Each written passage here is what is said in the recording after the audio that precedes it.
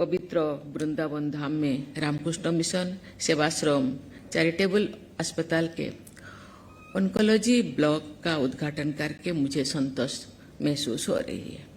वृंदावन की पावन धरा केवल एक भूभाग नहीं है, बल्कि दिव्यता और भक्ति का जीवंत अनुभव है, जहाँ प्रत्येक कोण कोण में भगवान श्री कृष्ण की लीलाओं की गूंज सुनाई देती है। ये वही पवित्र भूमि है जिसने सदियों से संतों और भक्तों को आध्यात्मिक चेतना प्रदान करती आ रही है। ये पवित्र भूमि निस्वार्थ प्रेम, करुणा और भक्ति के शाश्वत संदेश को देश विदेश में प्रसारित करती रहती है। जन कल्याण के लिए समर्पित एक उत्कृष्ट चिकित्सा केंद्र को इस पावन भूमि पर विकसित करना अत्यंत पुण्य का कार्य है और प्रेरणादायक भी है। रामकृष्ण मिशन आध्यात्मिक चेतना और मानवीय सेवा के संगम का सशक्त प्रतीक है। रामकृष्ण परमहंस की गहन भक्ति एक ऐसे प्रबल धारा को प्रवाहित किया जिसे उनके अनंत शिष्य स्वामी विवेकानंद जी ने मानवता की हित में एक संस्था का रूप भी दिया। रामकृष्ण मिशन में भी ये संदेश दिया है कि प्रेम, सेवा और करुणा ही ईश्वर तक पहुंचने का सर्वोत्तम मार्ग है। रामकृष्ण परमहंस के आदर्शों का अनुसरण करते हुए इस संगठन के सन्यासी नर सेवा ही नारायण सेवा है के संदेश को अपने कर्म और आचरण से साकार कर रही है। पिछले 118 वर्ष से रामकृष्ण मिशन लोगों की निष्ठापूर्वक सेवा कर रहा है। अनेक जनहित के कार्यों के माध्यम से रामकृष्ण मिशन ने यह सिद्ध किया है कि सच्ची निस्वार्थ सेवा और करुणा ही आध्यात्मिकता की वास्तविक अभिव्यक्ति है। देवी और स्वजनों, ये महत्वपूर्ण बात है कि रामकृष्ण मिशन के इस सुपर स्पेशलिटी हॉस्टल में अत्याधुनिक चिकित्सा सेवाओं के साथ साथ कुशल और मानव सेवा के लिए प्रतिबद्ध चिकित्सकों की टीम भी है। ऑन्कोलॉजी ब्लॉक का उद्घाटन आपकी इस सेवा यात्रा में एक विशेष पड़ाव होगा। मुझे बताया गया है कि इस ऑन्कोलॉजी ब्लॉक में कैंसर उपचार की अत्याधुनिक तकनीकी को एक ही साथ पर उपलब्ध कराया जा रहा है। मुझे विश्वास है कि यहाँ आधुनिक तकनीकों के माध्यम से रोगियों को सही, सुरक्षित और प्रभावी उपचार मिलेगा। कैंसर आज सबसे गंभीर स्वास्थ्य चुनौतियों में से एक है। समय पर रोग की पहचान और उच्च स्तरीय उपचार तक पहुंच रोगी के जीवन को बचाने में निर्णायक सिद्ध हो सकती है, लेकिन अनेक परिवारों के लिए इस रोग का उपचार आर्थिक परिस्थितियों के कारण कठिन या असंभव प्रतीत होती है। ऐसे समय में जनसेवा की भावना से कार्य करने वाले संस्थान समाज कल्याण में सक्रिय भूमिका निभा सकते हैं।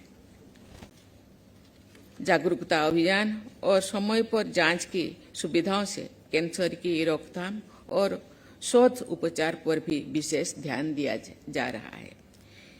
एक सशक्त और आत्मनिर्भर भारत का निर्माण तभी संभव होगा जब देश के नागरिक स्वस्थ होंगे।